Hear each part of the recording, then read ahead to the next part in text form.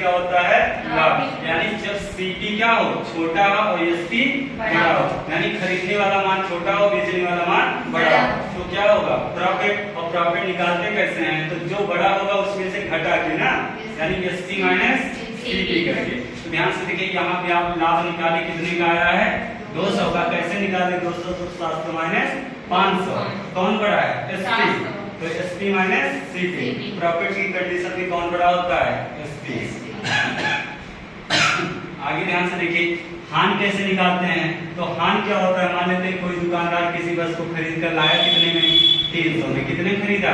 300 में। और बेचा कितने? मान लेते हैं 100 रुपए में बेचे। खरीदा 300 में, बेचा 100 रुपए में, तो क्या हुआ? नुकसान। खरीदा जाए ज्यादा में, बेचा जाए कम में, तो नुकसान होता है। कहने मतलब लॉस की कंडीशन में कौन बड़ा होता है? CP SP. तो लॉस की कंडीशन में सीपी बड़ा होता है, खरीदने वाला मान ज्यादा होता है और बेचने वाला मान कम होता है, तो नुकसान होता है। और निकालते कैसे? यहाँ पे 200 का नुकसान हो तो आप कैसे निकाले? CP minus SP. तो यहाँ से लॉस कैसे निकालते हैं? तो सीपी माइनस एसपी करके। अब ध्यान से देखिए, प्रॉफिट कैसे निकालेंगे? तो एसपी माइनस सीपी करके। लॉस कैसे निकालेंगे? तो सीपी माइनस एसपी करके। प्रॉफिट की कंडीशन में कौन बड़ा होगा? एसपी बड़ा होगा। और लॉस की कंडीशन में सीपी। अब ध्यान से देखिए, क्वेश्चन में नहीं पूछता है कितने का लाभ हो, क्वेश्चन में पूछा जाता है प्रतिशत लाभ ज्ञात कीजिए। तो प्रतिशत लाभ निकालने के लिए कैसे करते हैं? तो प्रतिशत लॉस और प्रॉफिट की गणना किस पे किया जाता है? हमेशा सीपी पे किया जाता है। किस पे किया जाता है? सीपी। जब तक क्वेश्चन में नहीं कहेगा कि विक्रय मूल्य पे लाभ हानि की गणना कीजिए, तब तक हम एसपी को नीचे नहीं रखेंगे। हमेशा कहाँ रखेंगे? कहाँ, किसको रखेंगे?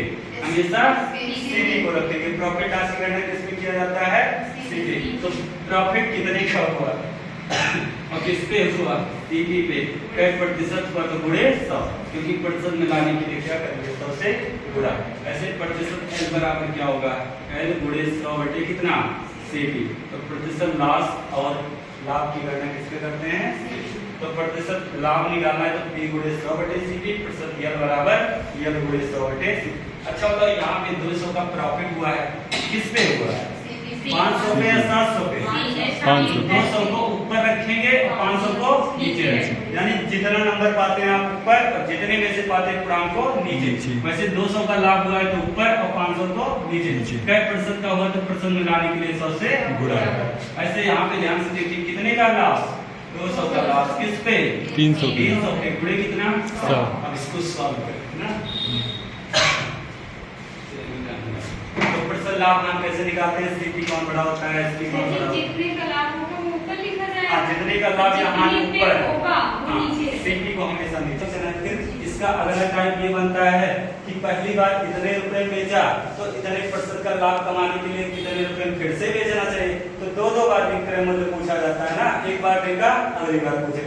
फिर अगली टाइप ऑफ क्वेश्चन ये बनता है कि मान लेते हैं एक 3-4 लोग रहते हैं, जब कोई बस कई बार बेची जाती है। जैसे मान लेते हैं मान लेते 3-4 व्यक्ति हैं, ए ने बेचा बी को, बी ने वही उठा के बस दे दिया किसको? सी को, सी ने बेच दिया डी को। यही प्रक्रिया जारी रहता है। तो पूछता है कि किसने कितने रुपए में खरीदा। इस टाइप का भी क्वेश्चन पूछा जाता है। या मान लेते हैं पूछा ये जाता है 10 रुपए में इतने की दर से वस्तुएं खरीदी गई और इतनी, और फिर इसके बाद कुछ वस्तुएं इतने से इतने, जैसे 2-3 प्रकार से क्वेश्चन खरीदा गया, 2-3 बार खरीदा गया, फिर उसको मिला दिया गया, मिक्स करके फिर क्या किया गया?